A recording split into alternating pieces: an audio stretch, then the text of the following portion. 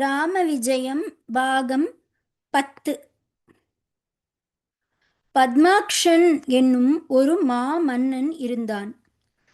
திருமாலின் மனைவியான மகாலட்சுமியிடம் லக்ஷ்மியே தன் குடும்பத்தில் பிறந்து தனக்கே மகளாகவும் பிறக்க வேண்டும் என வேண்டினான்.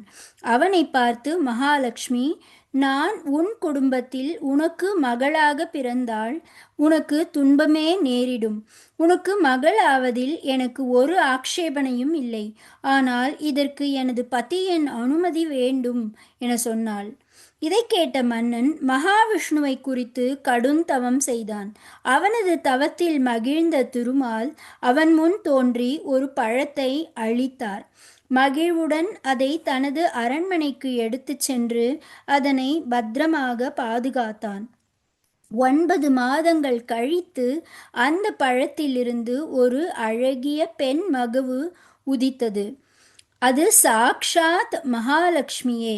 மிகவும் மனமகிழ்ந்த மன்னன் அந்த குழந்தைக்கு பத்மாக்ஷி என பெயரிட்டு அன்புடன் வளர்த்தான். சீருடன் வளர்ந்து திருமண வயதும் வந்தது. பல மன்னர்களும் தேவர்களும் அவளை மணக்க வேண்டி மன்னனை கேட்டனர். தனது மகளை நீல வண்ணத்தில் இருக்கும் ஒருவருக்கே மனம் முடிக்க விரும்புவதாக சொல்லி அவர்களை மறுத்து அனுப்பிவிட்டான். இதனால் கோபமடைந்த மன்னர்கள் எல்லாருமாக சேர்ந்து வஞ்சகமாக பத்மாக்ஷனை கொலை செய்தனர். அவனது மகள் பத்மாக்ஷி ஒரு யாகம் வளர்த்து எரியும் அந்த தீயில் தன்னை அர்ப்பணம் செய்தாள். அவள் அப்படி குதிக்கும்போது அவளை பார்த்த ராவணன் அவளது அழகில் மயங்கி அவளை காப்பாற்ற அந்த தீயை விரைவாக அணைத்தான். ஆனால் அதற்குள் பத்மாக்ஷி மறைந்து போனாள். அந்த யாக குண்டத்தில் கண்ட 5 ரத்னங்களை எடுத்து வந்து அவற்றை தன் மனைவி மண்டோதரியிடம் கொடுத்தான். அவர்கள் இருவரும் அந்த 5 ரத்னங்களையும் ஒரு பெட்டியில் இட்டு பாதுகாத்தனர். சில நாட்களுக்கு பிறகு தற்செயலாக அதை திறந்து பார்த்தபோது அதற்குள் ஒரு குழந்தை விளையாடி கொண்டிருப்பதை கண்டு ஆச்சரியம் அடைந்தனர்.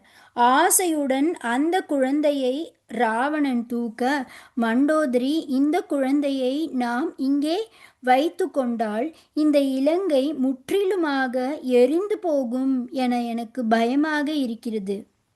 பத்மாக்ஷனின் ராஜ்யமே இந்த குழந்தையால் தான் அழிந்து போனது. இவளை மணக்க நினைத்த அரசர்களாலும் தேவர்களாலும் அந்த மாமன்னன் கொல்லப்பட்டான். அதனால் இந்த குழந்தையை இந்த பெட்டியுடன் சேர்த்து எங்காவது கண்காணாத இடத்தில் எரிந்து விடுங்கள் என பதட்டப்பட்டாள்.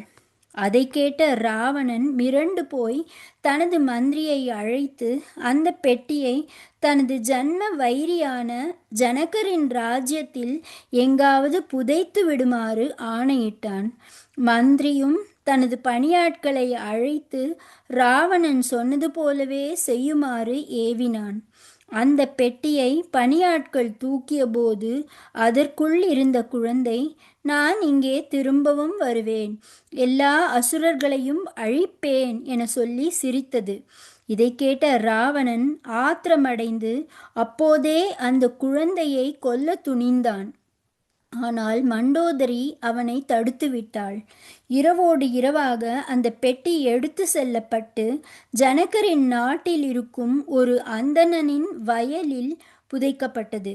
ஒரு நாள் அந்த அந்தணன் தன் வயலை உழுது கொண்டிருக்கும் போது அந்த பெட்டியை கண்டெடுத்து அதை ஜனகரிடம் சென்று கொடுத்தான்.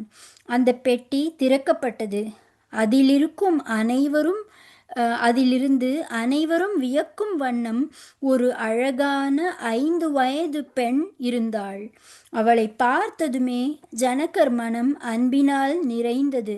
சீதை என பெயரிட்டு தனது மகளாகவே அந்த பெண்ணை வளர்க்க தொடங்கினார்.